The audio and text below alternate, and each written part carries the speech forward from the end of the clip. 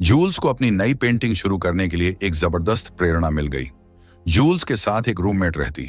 अब जूल्स एक आर्टिस्ट है और जैसा कि हम जानते हैं, आर्टिस्ट लोगों के पास शायद ही कभी पैसे होते हैं। इसलिए उसकी रूममेट को एक आइडिया आया। दुनिया में ऐसे बहुत से अमीर आदमी हैं जो किसी औरत को डेट पर ले जाने के बदले पूरा खर्च उठाने को तैयार रहते हैं। जूल्स को लगा कि यह उसके लिए एक मौका है और इसलिए उसने शुगर डैडीज के साथ डेटिंग शुरू कर दी। पैसे इतने ज्यादा थे कि वह उन लोगों की अजीबोगरीब आदतों और अजीब मांगों को भी बर्दाश्त करने को तैयार थी। जूल्स कई आदमियों से मिली, लेकिन आखिर में उसने एलिस नाम के एक प्लास्टिक सर्जन के साथ एक समझौता कर लिया। अब एलिस जूल्स के सारे खर्च उठाता। एलिस का अपना एक परिवार और उसकी पत्नी को इस बात की अच्छी तरह जानकारी है कि उसके पति में कुछ कमियां हैं और यह कि जूल्स जैसी लड़कियां उसकी खास कमजोरी हैं। इस बातचीत के बाद जूल्स को लगा, अब कॉलेज जाने का क्या फायदा।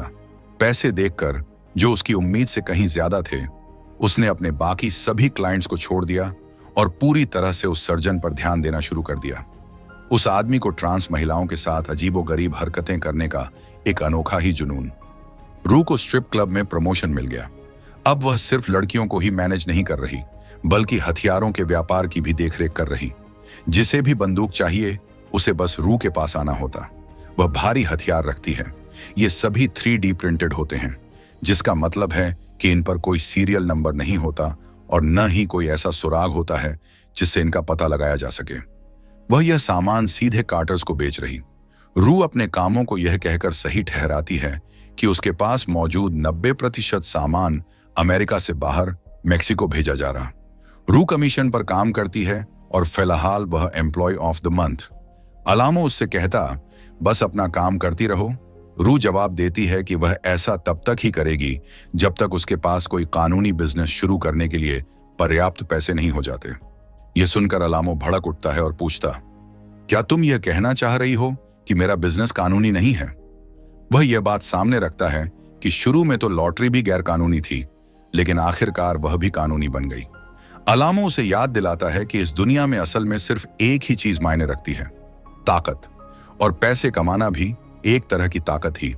अचानक एक सुअर स्ट्रिप क्लब में घुस आता है और पूरे फर्श पर पेशाब कर देता, लेकिन अलामो अपनी सोने की रिवॉल्वर से उसे वहीं मार गिराता। अलामो पूछता है कि लोरी को सबसे ज्यादा प्यारी कौन सी चीज। रू बताती है कि लोरी के पास पैलाडिन नाम का एक तोता, जो उसकी पूरी दुनिया। इसके बाद रू जूल्स के घर जाती, उसे काफी सारे पैसे देती और कहती, अब से मैं तुम्हारी शुगर डैडी हूं। रू को नैट और कैसी की शादी का न्योता मिला। क्योंकि उसके पास एक +1 का ऑप्शन, इसलिए वह जूल्स से अपने साथ चलने के लिए कहती। शादी में जूल्स एक ऐसा गाउन पहनती है जिसे देखकर लगता है कि जरा सी हवा चलने पर ही वह उसके शरीर से फिसलकर नीचे गिर जाएगा। मैडी भी एक रिवीलिंग हरी ड्रेस पहनकर आती, यह पक्का करते हुए कि सबकी नजरें उसी पर टिकी रहें। नेट की मां मार्शा जूल्स को देखकर हैरान रह जाती है और सोचती है कि वह कौन। इसी बीच कमरे के दूसरी तरफ कैल और जूल्स की नजरें आपस में मिलती हैं। दूसरी तरफ कैसी बहुत परेशान है क्योंकि उसका होने वाला दूल्हा कहीं भी नहीं मिल रहा। नेट बाथरूम में है, बहुत ज्यादा घबराया हुआ और शॉवर में उल्टी कर रहा है, जबकि उसके दोस्त उसे संभालने की कोशिश कर रहे हैं। कैसी शादी की वेदी तक पहुंचने से बस कुछ ही पल दूर और हर कोई उसका इंतजार कर रहा। कैसी की मां उससे कहती, मुझे अपनी शादी याद है, वह एक बहुत ही खूबसूरत दिन था, लेकिन फिर मुझे एहसास हुआ कि मैं तुम्हारे पिता के साथ शादी के मंडप तक गई थी। शायद वह मेरी जिंदगी का सबसे बुरा फैसला था। वह आखिरी खुशी का पल था जो मैंने तुम्हारे पिता के साथ बिताया था। यह सुनकर कैसी की आंखों में आंसू आ जाते हैं।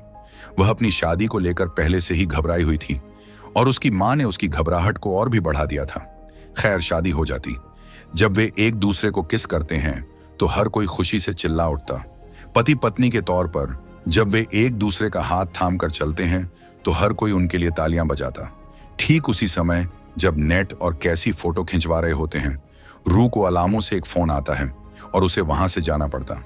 लोरी के घर पर वेन और फे एक साथ होते हैं। लोरी का बॉयफ्रेंड फे का मजाक उड़ाता है, जो बात वेन को बिल्कुल भी पसंद नहीं आती।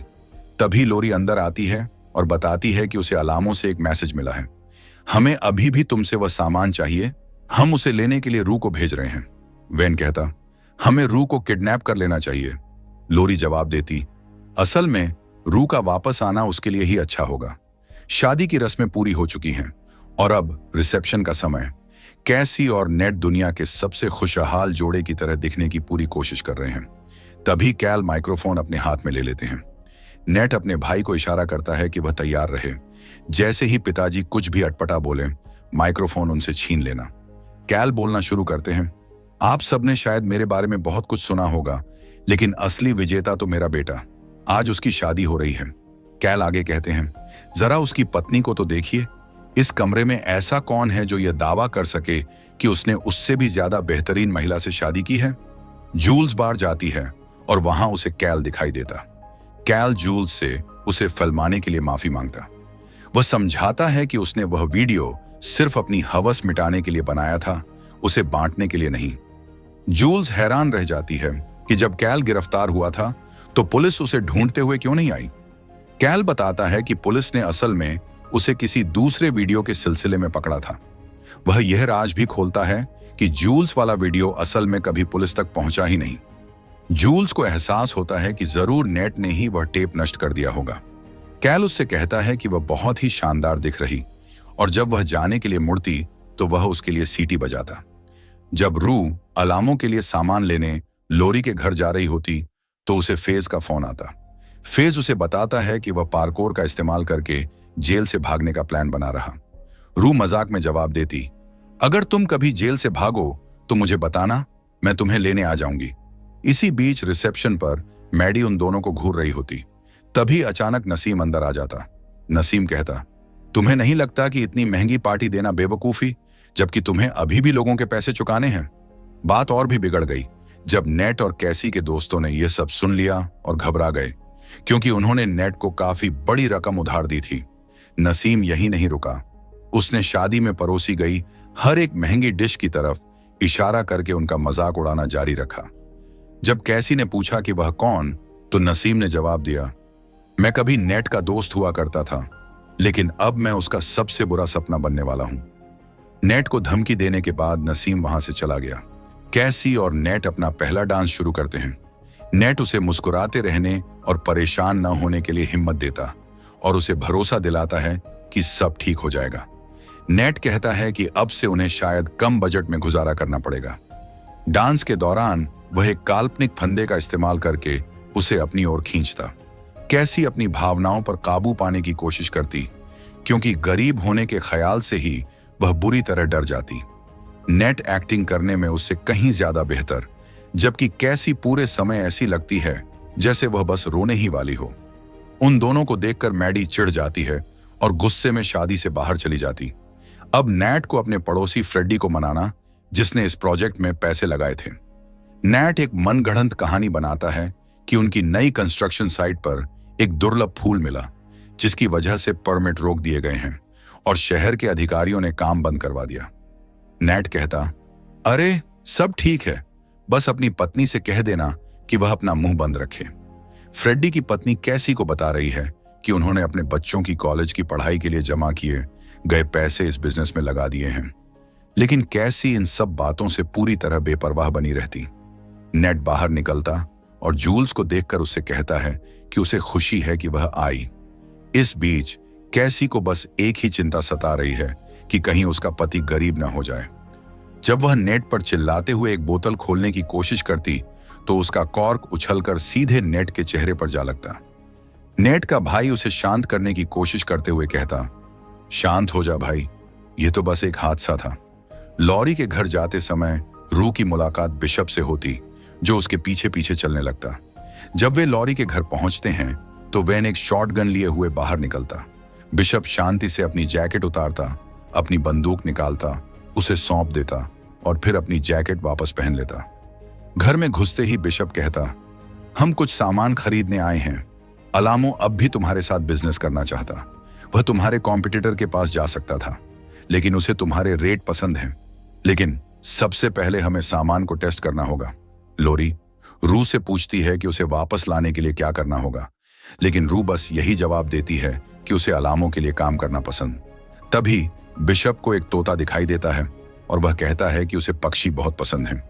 लोरी का बॉयफ्रेंड एक बार फिर फे का मजाक उठाते हुए उसे लोकल गद्दा कहता, जिससे वेन को बहुत गुस्सा आता। बिशप तोते के पास जाता है और उसके पानी में एक छोटी सी गोली डाल देता। लोरी पूछती, तुम क्या कर रहे हो?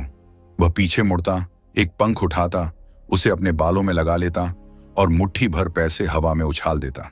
फिर वह अपनी उंगलियों से बंदूक का आकार बनाता। सारे पैसे मेज पर गिर जाते हैं। घर जाते समय नेट अपनी पत्नी से कहता है कि सब ठीक हो जाएगा। वह कहता है कि वह उसे अपनी बाहों में उठाकर घर के अंदर ले जाएगा और उनकी पहली रात एक साथ बहुत रोमांटिक होगी। मुसीबत तब शुरू होती है जब वे घर पहुंचते हैं और लाइट जलाते हैं। नसीम सोफे पर बैठा होता। नसीम के आदमी नेट को जमीन पर गिरा देते हैं और कैसी को एक तरफ धकेल देते हैं।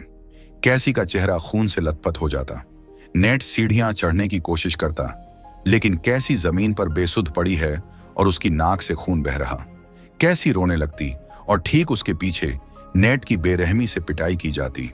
वे उसे जमीन पर घसीटते हैं, जिससे उसका चेहरा खून से लथपथ हो जाता।